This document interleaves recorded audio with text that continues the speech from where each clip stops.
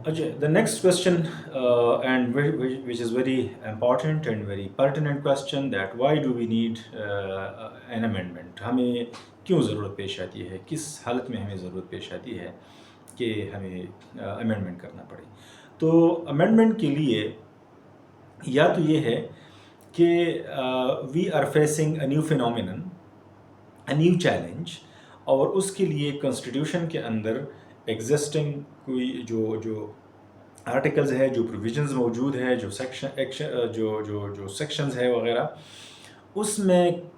उस चैलेंज से निमटने के लिए कोई गाइडलाइन मौजूद नहीं है, उसके लिए कोई ख़ास क्लियर कट कोई इंस्ट्रक्शंस मौजूद नहीं है, तो कोई प्रोसीजर या तरीक़ेकार मौजूद नहीं है, तो हमें ज़रूरत पड़ती है कि हम कॉन्स्टिट्यूशन को अप टू डेट करें, उसको एडजस्ट करें, उसमें नई चीज़ों को इनकॉर्पोरेट करें। या ये होता है कि हमें एक ऐसी चैलेंज का सामना करना पड़ता है कि जिसमें मौजूदा जो कॉन्स्टिट्यूशन की कुछ क्लॉजेज़ है, कुछ आर्टिकल्स वगैरह है, वो ऑब्सोलीट हो जाते हैं, वो उस चैलेंज को नहीं एड्रेस कर सकते, तो उसके लिए हमें उन आर्टिकल्स को, उन सेक्शंस को चेंज करना पड़ता है, उसको या तो बिल्कुल ख़त्म करना पड़ता है या फिर उसको रिप्लेस करना पड़ता है, या उसमें कुछ चीज़ें जो है मॉडिफाई करनी पड़ती है। इसमें डेमोक्रेटिक एवोल्यूशन होता है, क्योंकि ह्यूमन सोसाइटी जो है ये इवॉल्व होती रहती है, ये स्टैग्नेंट नहीं है, ये स्टैटिक नहीं है, it is an evolving phenomenon. So जैसे जैसे एवोल्यूशन होती है, जैसे जैसे टाइम गुजरता है, तो उसके साथ साथ हमें नई डेमोक्रेटिक चैलेंजेस का सामना करना पड़ता है, डेमोक्रेटिक एवोल्यूशन हो जाता है, तो उसके लिए हमें चेंज करनी पड़ती है। इलेक्टोरल रिफॉर्म्स करवाने पड़ते हैं, इलेक्शंस के अंदर कोई फ्लॉज होते हैं या कोई उसमें प्रोसीजरल कोई इश्यूज होती है, तो उसको निकालने के लिए हमें चेंज करवाना पड़ता है। इंस्टीट्यूशनल रिस्ट्रक्चरिंग करनी पड़ती है। हुकूमत के अंदर बहुत सारे इदारे होते हैं, बहुत सारे इंस्टीट्यूशंस होते हैं, तो मोस्ट ऑफ़ द टाइम वो इंस्टीट्यूशंस जो है वो भी with the passage of time उनकी अंदर ज़रूरत महसूस की जाती है कि इसकी जो का जो स्ट्रक्चर है उसको अप टू डेट कर दिया जाए, इसको चेंज कर दिया जाए,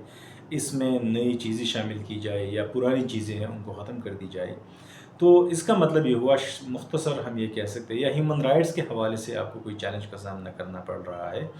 सो हर वो चीज़ जो कि कॉन्स्टिट्यूशन के अंदर लिखा गया है, या जैसे जुडिशरी के अंदर आपको कोई चेंज करवानी हो, जैसे मैंने इंस्टीट्यूशनल चेंज का कहा, so all these are the institutions, like executive है, जुडिशरी है, legislative branch of the government है, या मुख्तलिफ जो लाइन डिपार्टमेंट्स है, हॉरिजॉन्टल डिपार्टमेंट्स है, वर्टिकल है, तो इन तमाम के तमाम इदारों के लिए बाकायदा तौर पे कॉन्स्टिट्यूशन के अंदर प्रोविजंस मौजूद होती है, तो उसको एडजस्ट करने के लिए, उसको अपग्रेड करने के लिए हमें ज़रूरत पड़ती है कि हम कॉन्स्टिट्यूशन के अंदर चेंज करें। सो कॉन्स्टिट्यूशन के अंदर चेंज की ज़रूरत हमें तब पड़ती है जब मौजूदा क़वानीन नए फिनोमिनन को, नई चैलेंजेस को एड्रेस ना कर सके, उसको प्रॉपर उसके लिए